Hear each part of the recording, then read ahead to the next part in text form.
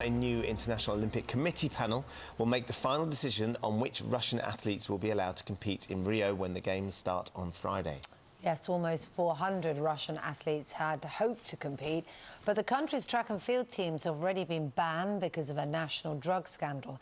And joining us now is former Olympian Iwan Thomas, who's competed against drug cheats in the past. I mean, do you have specific... Good to see you, by the way, this morning.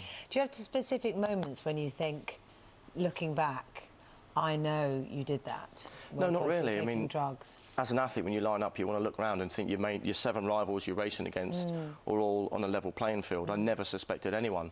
And in fact, athletes who did cheat, it came out later on, I never would have suspected those. So wow. For me, it was 2 American athletes who failed drugs tests. Antonio Pettigrew, who isn't with us any longer, and Jerome Young. 2 athletes who, I mean, I'm not an expert on drugs, but they're very skinny. They were like little whippets, very nice guys.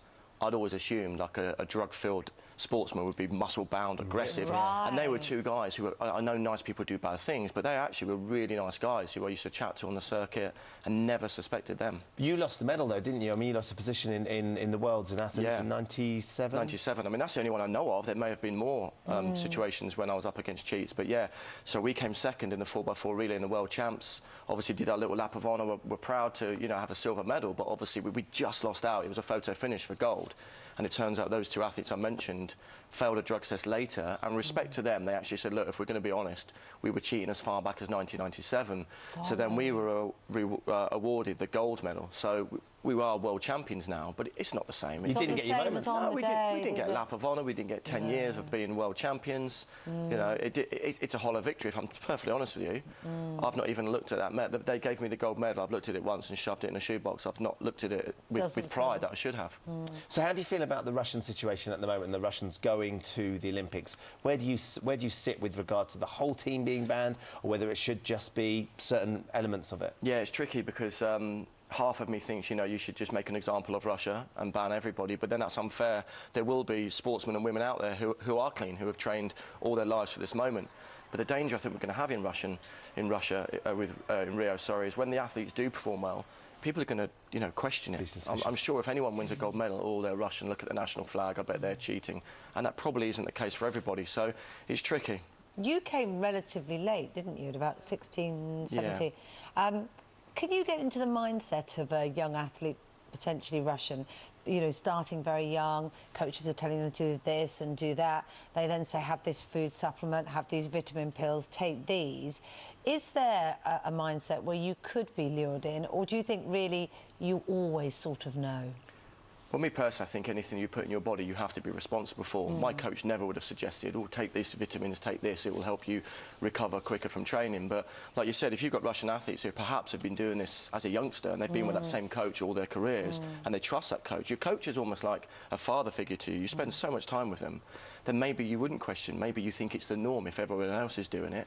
Doesn't make it right, but you know, you can see how they might perhaps slip into that wrong way. But yeah, it's just... It's sad because, unfortunately, these Olympics are going to be overshadowed by what we're seeing now. And you were plagued with injuries, weren't you? And one of the things that some of these drugs can do is help you recover from those as well, more quickly. For me, that's the most frustrating thing. I probably had 3 good years as an athlete, then my body started to break, and in the end, I fizzled away and had to quit.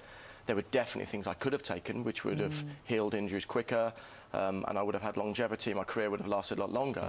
You know, I don't have any regrets. I look back and I'm proud, you know, that I gave it everything in training every day to try and be the best I could be for Great Britain, and my body broke. It's just the way it is. But it is frustrating when you think, in the world, there are people willing to bend those rules, but they're bad people. Now, that aside, we can get excited about the fact it all starts on Friday, and there's going to be so much to look forward to. Give us some of your tips, Ewan, for medals we should look out for, maybe 1 or 2 athletes that we're not fully aware of just yet. Yeah, I think the story I love in track and field, Dina Asher-Smith, who was a kit carrier for Jessica Ennis in London 2012. Kit carrier? Yeah, she carried a kit. She was one of the young girls who stood behind and carried the kit. She now is the British record holder.